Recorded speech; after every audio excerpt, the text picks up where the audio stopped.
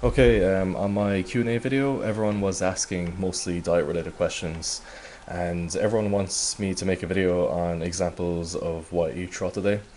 And I assume these people want some tips on how to add more plant-based foods to their diet as well. So in this video, I'll go over some examples of what type of meals I have throughout the day, and I'll go over what you need to look out for if you want to try out this type of diet. A website I highly recommend is Chronometer. Websites like MyFitnessPal are great, but the only website I've come across that allows you to track micronutrients is Chronometer. So anyway, I'll give you an example of a meal I ate recently. So this is 5 wheat biscuits, soy milk, 1 apple, and 1 tablespoon of flaxseed and some sesame seeds. This contains about 22 grams of protein. You can actually see the amino acid breakdown as well on the Chronometer. By the way, on the website, you'll actually have to adjust some of the protein minimums if you're an athlete. I set mine to 130 grams as a minimum, but I usually get more than that, probably around 170 grams per day. A big misconception is that plant-based foods don't contain all essential amino acids. That's not entirely true because even the apple in this meal contains all essential amino acids. You just have to keep in mind that plant foods have varying ratios of amino acids. So, for example, legumes are high in lysine but low in methionine, while grains are low in lysine and high in methionine. So it's important to eat both types of foods. So looking at the rest of the nutrient breakdown, this meal is high in carbs and fiber, which is no surprise really. Usually a tablespoon of milled flax seeds gives you enough omega-3s, but I also like to take DHA supplements just to make sure I get enough DHA in case I'm not converting enough ALA.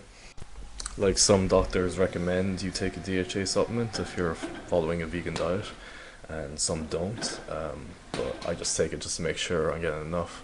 I just take 300 milligrams every 3 days. So the seeds and soy milk in this meal contain quite a bit of fat, and that's another thing that's important when you're trying to add in more plant-based foods. A lot of people tend to focus on their protein intake, but getting enough fat is also important because it's very easy to get cravings for higher fat foods, and fat is important for hormone production as well. A few people have actually been asking me how do I get enough calories in, and that's one of the ways I do it. I just add in more higher fat foods. You have to remember that fat as a macro has the most calories. So if you want to increase your caloric intake on a vegan diet, that's the best way of doing it. So on the screen there is the micronutrient breakdown. This meal is fortified with vitamins like vitamin B12, and especially in today's world, it's very difficult to get vitamin B12 without supplements or eating fortified foods. Even some livestock are injected with vitamin B12, so meat is essentially fortified with B12. But yeah, getting enough B12 is important because you can develop serious health problems if you're deficient. So if you want to switch over to a vegan diet, just make sure you get enough B12. The soy milk in this meal is also fortified with vitamins and minerals. This makes getting vitamin D and calcium easier, and the absorption of calcium from soy milk is actually pretty good. Wheat contains a lot of iron as well. If you're going to go entirely plant-based, I recommend cereal and soy milk because they contain a lot of fortified vitamins and minerals. Okay, so this is an example of a meal that is very high in protein. I didn't enter in the ingredients of this meal into Chronometer, but I did calculate the calories and macros. So this is what the meal contains. It contains 50 grams of dried soy mince. Sometimes I use tofu, but I think this ends up being slightly cheaper.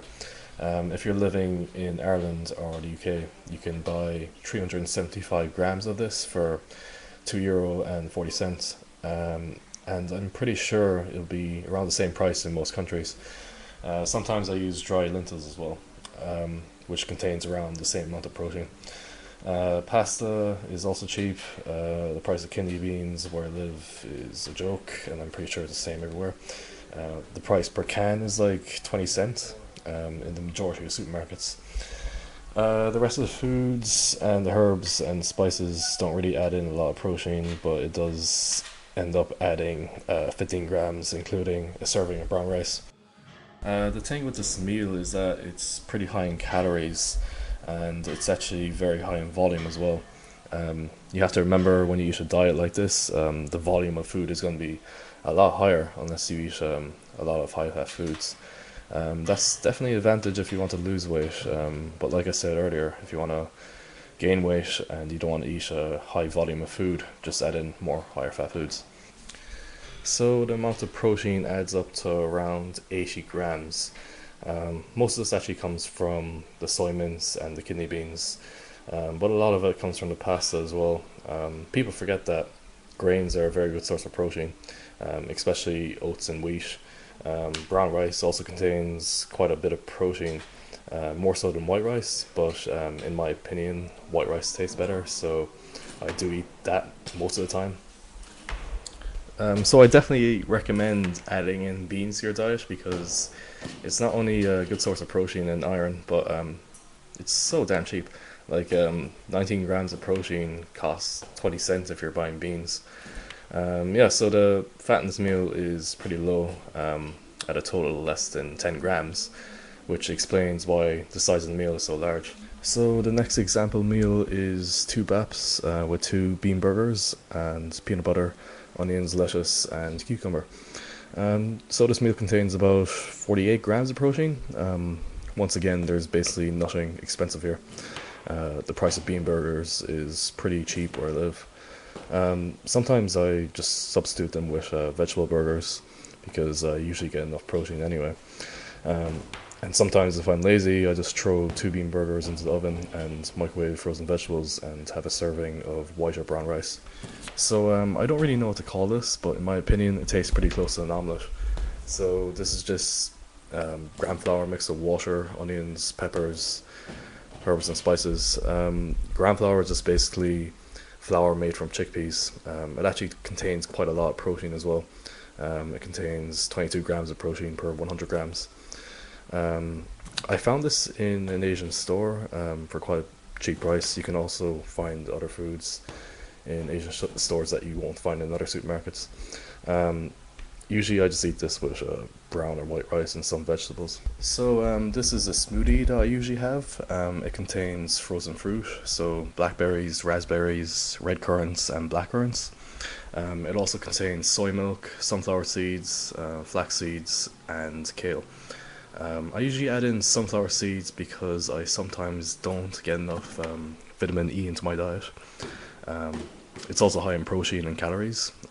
Another way of adding in more calories to a smoothie is to add peanut butter because it's very high in fat.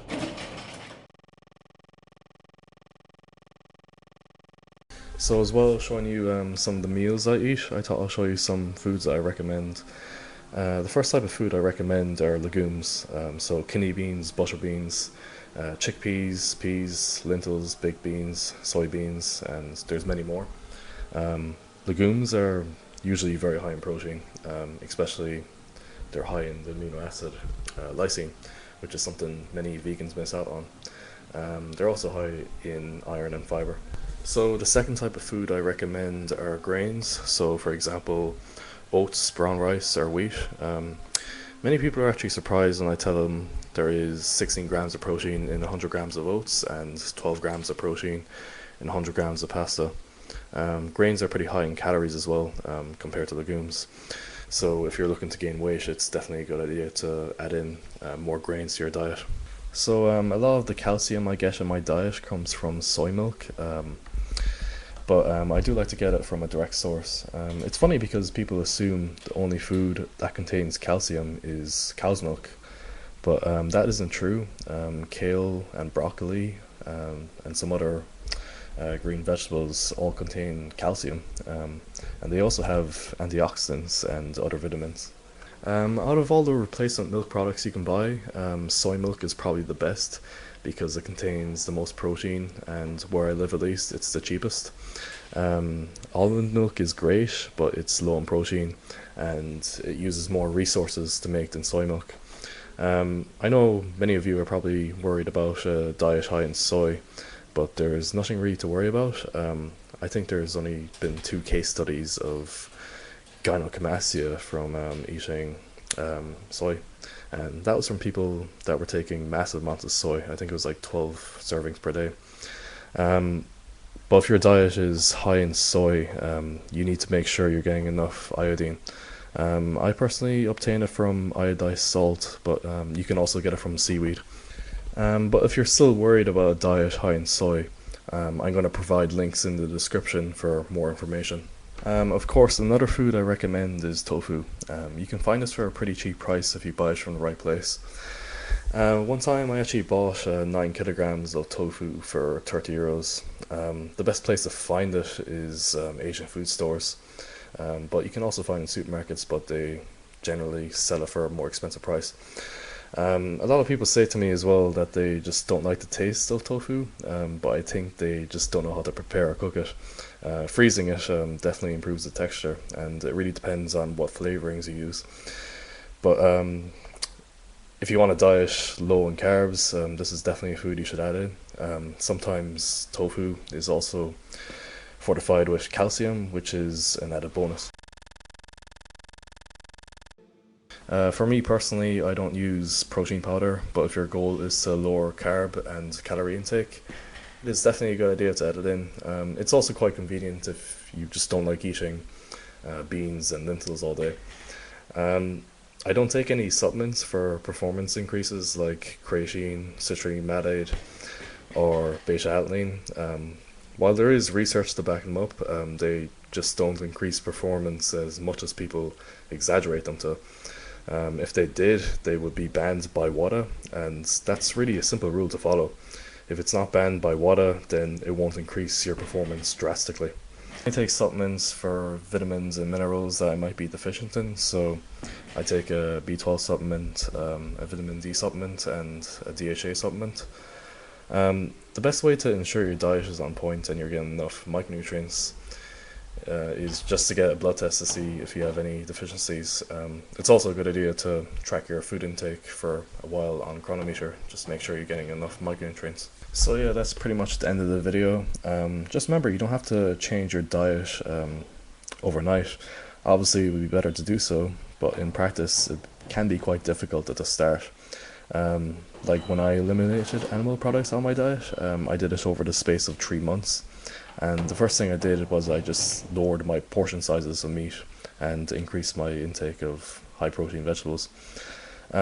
So for example, instead of having a single portion of chicken breast, you could have half a portion and replace the calories and protein with a serving of beans, and then gradually reduce the portion sizes of the chicken. If you want to include more plant sources of protein, doing this makes it very easy. Also, meat replacement products really come in handy, but sometimes they can be quite expensive because the demand for them isn't as high.